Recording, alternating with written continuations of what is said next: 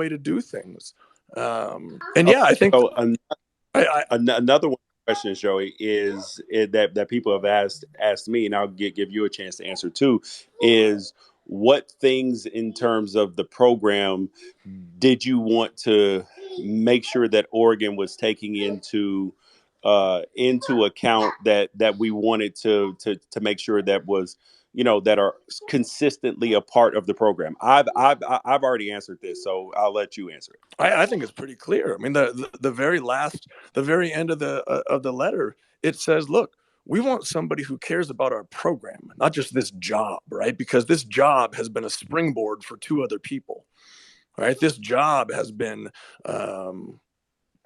an opportunity for two other people to get what they wanted, right? We want to make sure that the person who comes here to coach wants to be here because they want to be part of this program, right? Because they not that this is something that they can use to get to somewhere else.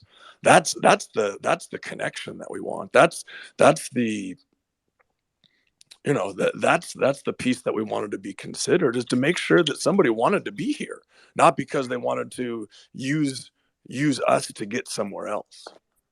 Okay, so then now some of the retorts to that have been like that the world of college football has changed, and the day and age where we had the Gary Campbells, Tom Osborne's, even Chris Peterson, even though well actually he left and took the job at Boise and all that stuff. So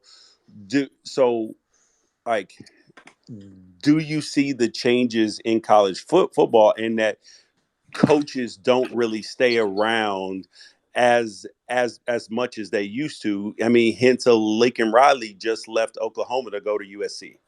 Sure, absolutely, nobody's denying that.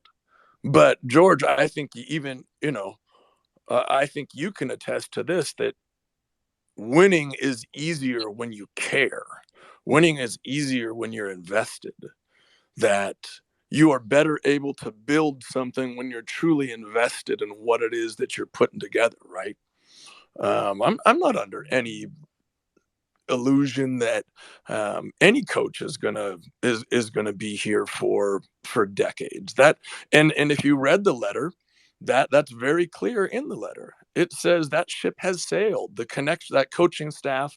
I'm not here to harp on that. That's not at all what I'm doing. That ship has sailed. You know, I think for people to pick out, it, like I said, it sucks that it came out today, and I don't know who let it out, um, but it's really frustrating, because it's being used in a way that had absolutely no purpose for why it was written. But if you did read the letter, it it said that ship has sailed. That's not why we're doing this. I'm under no pretense that any coach is going to come in here and be there for 20 years. But and I don't think this is an unfair statement, but there are um, advantages, and I would say there's different ways to win. And in my opinion, there are advantages to having a true connection to what it is that you um, are trying to do. I think that happens to be How an advantage.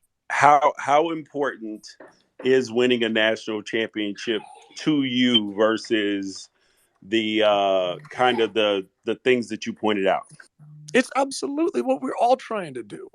We're absolutely all trying to do the same thing. There's different ways to do that, though, right? Let's not pretend like there's only one way to win. I mean, that's being a bit short-sighted. A national championship is the reason why you play, George. Like, and I'll ask you an honest question here: Yeah. Who is No, no, no, go on.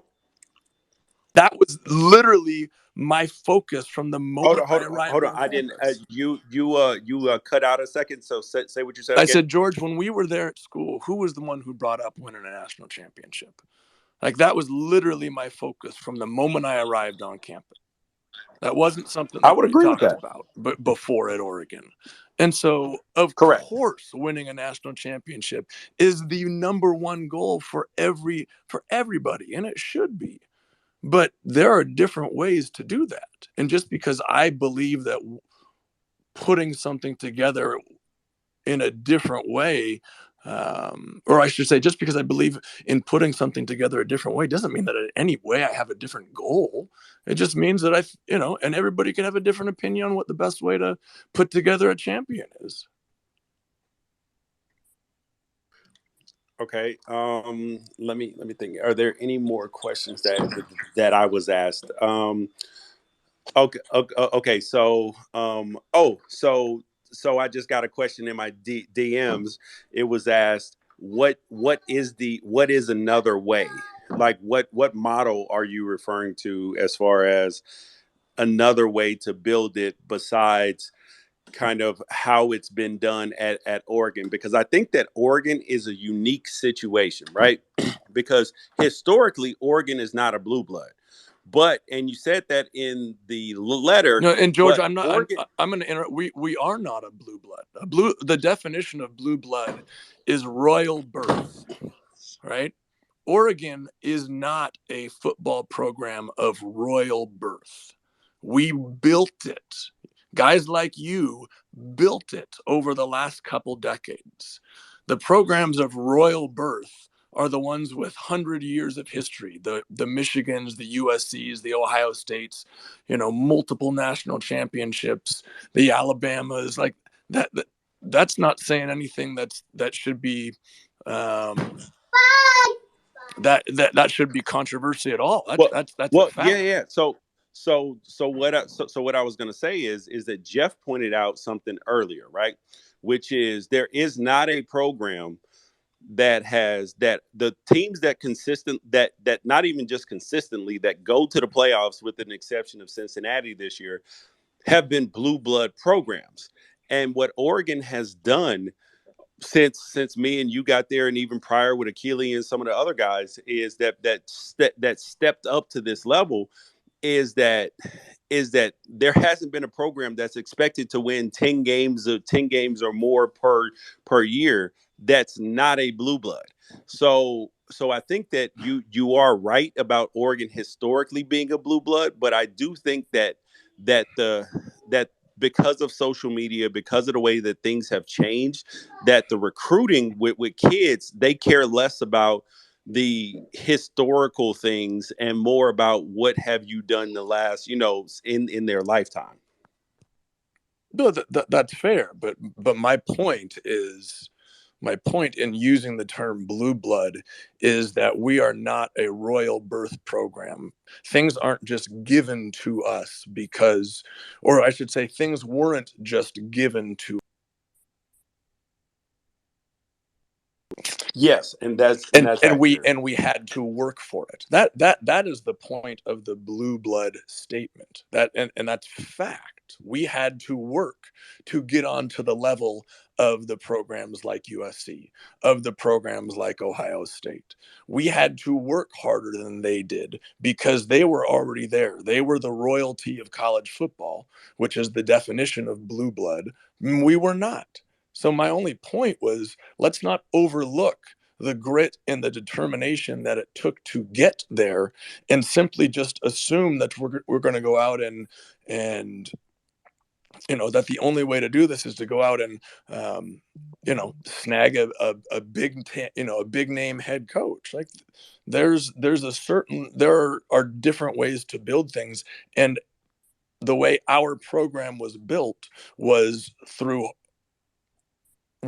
hard work in a way that was not given to us. That's the only point of that comment.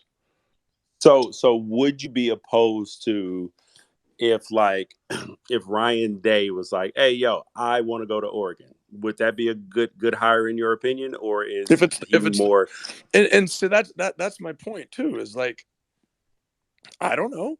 I'm not on the hiring committee. Like, and that was the only point of the letter, is like, to Rob, is this, hey, there are certain people that feel this way, that don't want to lose this idea of having to work. Um, and if Ryan Day is believed to be by the hiring committee and Rob and whoever it is to be the best head coach for our program, then hell yeah, of course. in the same way that Dan, he was believed to be he's the guy they hired. I'm Yep. thrilled. Like that he's young, he's fresh, he's exciting. He And he fits the model. Yes, he Yeah. wants to be here. That's great. That's the only point of this Okay. letter. Another question for you, Joey, which I think is a really good question, and I don't know the answer. Did you talk to Justin at any point in time, either prior to the letter or after the letter, about it? Justin, Wilcox. no, no. Okay, I said I didn't think that you had, but I didn't know, so I thought it was a fair question. No, and this letter wasn't about, it wasn't. I mean, you can. I mean, there's a couple different.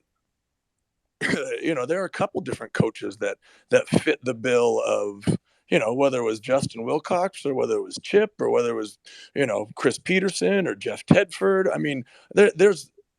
Yeah, is Justin one of the guys that came up in conversation with a lot of us? Absolutely, absolutely, Yeah. it was. But by no means did I go to Justin and tell him, hey, I'm writing this letter. No, no.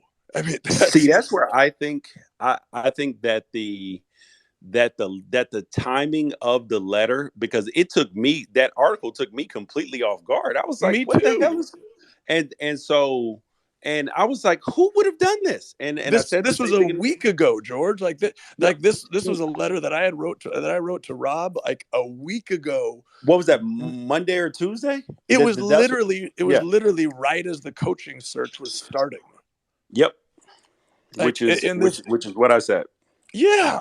So I mean, why would I in any way try to undercut or undermine or leak my own letter that I wrote a week ago that has nothing to do like the it's asinine. It's absolutely crazy. Of course I'm.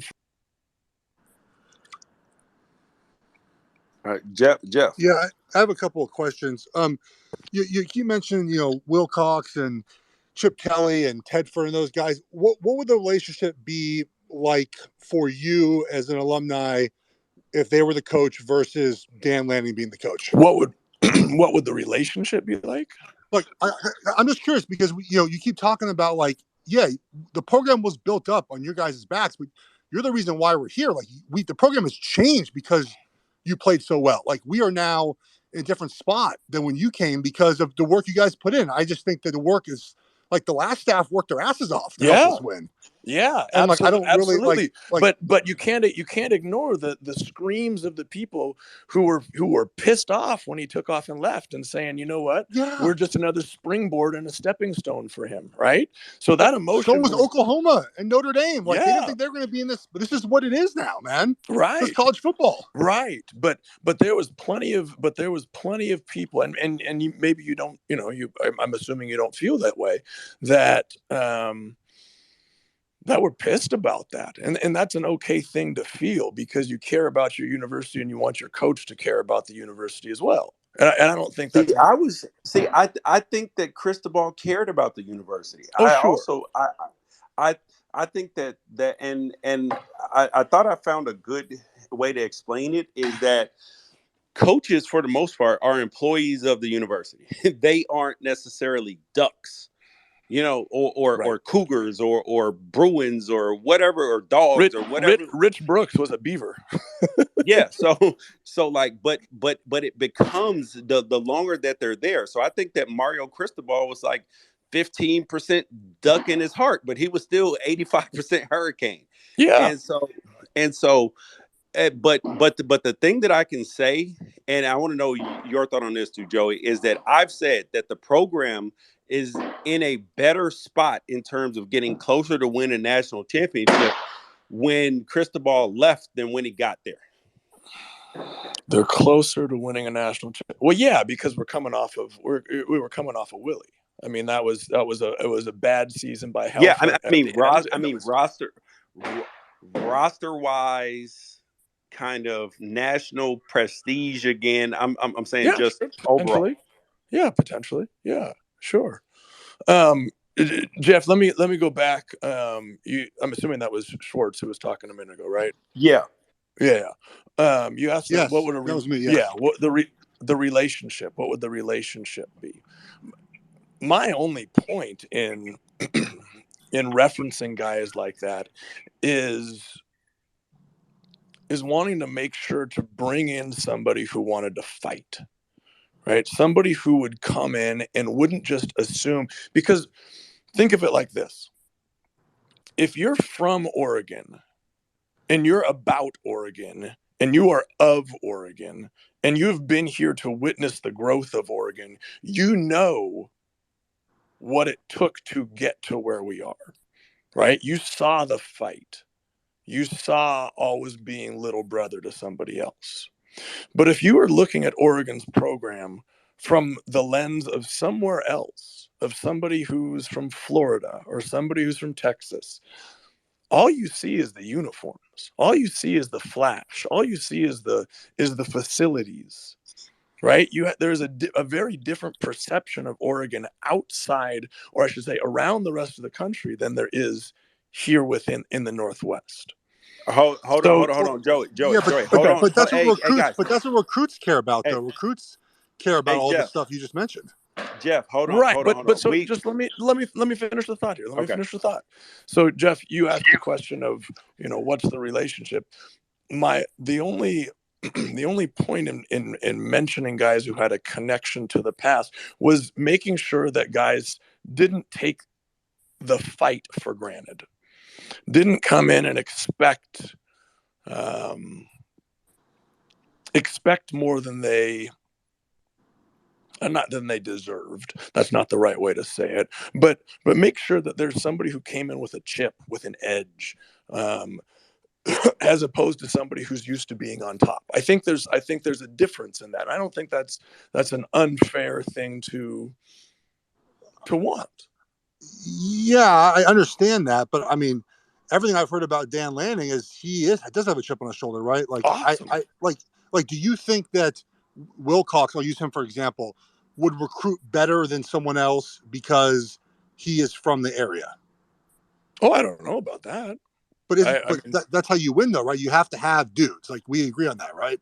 Like, you got to have dudes to win. There's no chance unless you have a bunch of blue chip guys.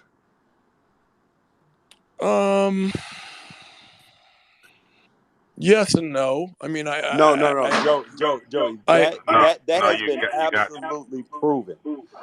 You have to. That There's has no way been around absolutely proven. And so I'll let. Well, but let me hold on.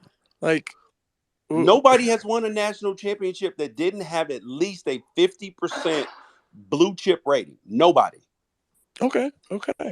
But what my point, I think I hesitate because there has to be a part of that roster in any good football team that's made up of the guys who scrap, that are made up of the guys who aren't the 4-star and 5-star guys, right? You want those kind of guys on your team. If you have a bunch of front runners, a bunch of guys and yeah, absolutely, you need talent. Hell yeah, you need talent.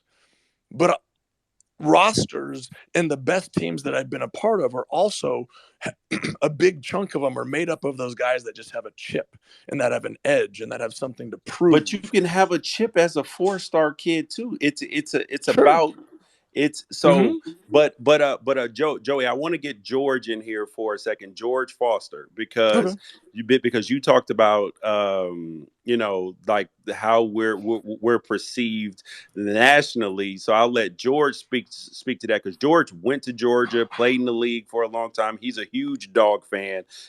George, what do you got to say, man?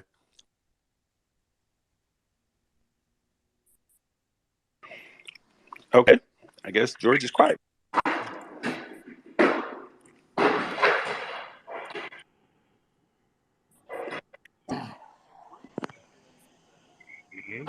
Okay. Yeah, we can hear you, George. I don't know. I went out for a second. I didn't know you. Were you talking? Was that you saying my name, George? Yeah.